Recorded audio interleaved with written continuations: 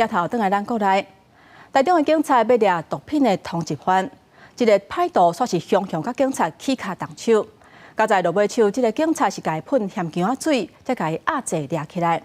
因伫台北市的警方，因半暝伫路林做临检的时阵，有去查到一台轿车，车底有海洛因、甲安非他命等等几种毒品，现场是直接甲伊移送地检署。你会受伤啦！一个现场的查某人是毒品通缉犯，便衣警察表明身份了，要甲伊抓，伊煞规个抓狂，甲警方悠悠勒勒。代志发生伫咧21到2点外，地点伫台中市大理区环中东路6段。因为这个查甫人甲警察是拍到路中去，有民将开车经过，甲规个过程翕来放喺网络顶，引起大家讨论。警方表示喷辣椒水才给压制，精神线了移送台中地检署归案。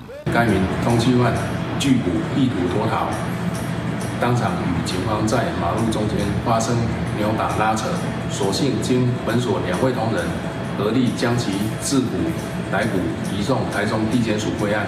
往前。OK， 车子帮我熄火一下。台北市警方伫几工前伫新海路执行纠集群舞的时阵，甲一台轿车抓来查证件，结果闻到车内有毒品的味。姓杨的驾驶甲姓邱的乘客落车了，看起来真紧张。结果警方伫咧驾驶座位下查到2包海洛因、24包安非他命、5包毒品果汁包，还有新的毒品还未过订。于该车驾驶座下方发现一个包包，内装有毒品海洛因2包。安非他命24包、毒品果汁包及掺有毒品安非他命成分之新兴毒品哈密瓜锭等证物。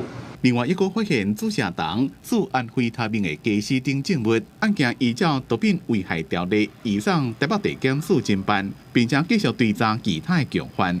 记者综合报道。